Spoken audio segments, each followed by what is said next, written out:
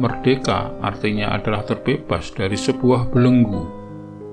Bagi sebuah bangsa, merdeka dari penjajahan adalah terbebas dari cengkeraman sang penjajahnya. Secara umum, pembebasan ini melalui proses perjuangan, baik diplomasi maupun perang. Maka, kata merdeka secara logika artinya adalah memenangkan pertempuran pembebasan atau menang perang. Namun, sebagai bangsa yang menang perang, kita dikejutkan fakta bahwa ternyata justru kita yang diharuskan membayar ganti rugi dalam bentuk utang yang sangat fantastis, yakni sebesar 4,3 miliar gulden atau setara 1,13 miliar dolar Amerika demi mendapatkan pengakuan kedaulatan dari Belanda. Bagaimana hal ini bisa terjadi? Video ini sekelumit akan membahas hal tersebut. Namun sebelum dilanjutkan, mohon bantuannya untuk mengklik tombol subscribe di bawah ini, guna bersama-sama membangun channel ini, dan agar Anda tidak ketinggalan update terbaru dari channel ini.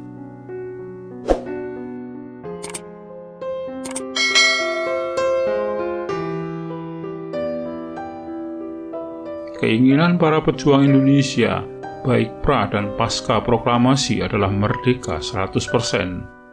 Sikap yang lebih jelas salah satunya ditunjukkan oleh Tan Malaka. Dia menolak keras ide berunding dengan pihak kolonial.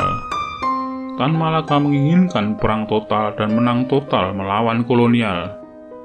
Salah satu kutipan terkenal dari Tan Malaka yang menggambarkan sikapnya untuk menang perang secara total dan menolak taktik berunding adalah tuan rumah tak akan berunding dengan maling yang menjarah rumahnya. Namun, sikap Tan Malaka ditolak oleh elit sipil Indonesia kala itu. Mereka menganggap itu suatu sikap yang ekstrim dan tidak realistis dengan alasan Indonesia kalah segalanya dari Belanda, baik itu kemampuan personil pasukan, senjata maupun dana untuk membiayai perang.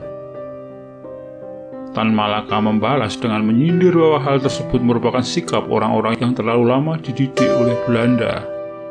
Sayangnya Tan Malaka kemudian mati tertembak di desa Selopanggung, Kediri, Jawa Timur.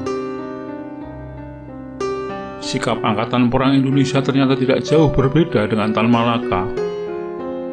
Mereka umumnya lebih condong memilih jalan perang total.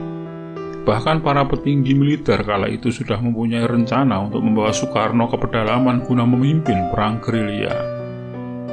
Jenderal Sudirman misalnya juga sepakat memilih jalan perang total atau perang semesta.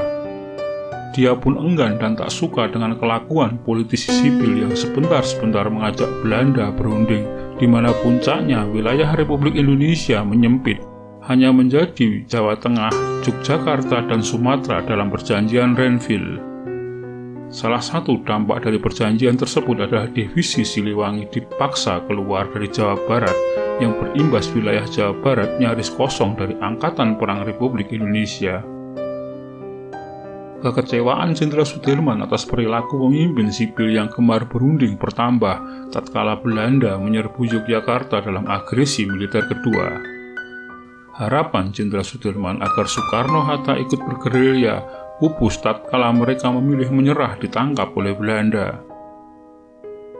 Pendirian Jenderal Sudirman bersama angkatan perang yang menginginkan menang total tersebut lagi-lagi ditunjukkan bahkan di saat kemenangan sudah di depan mata.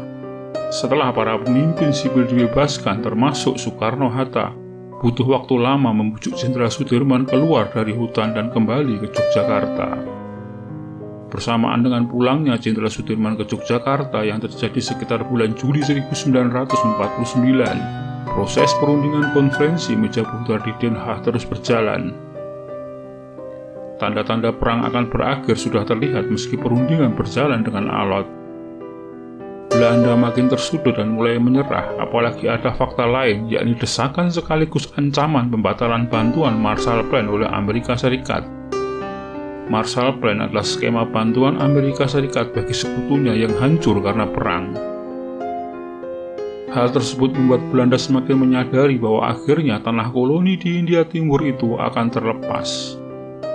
Dan perundingan kemudian akhirnya berakhir dengan adanya pengakuan kedaulatan oleh Belanda.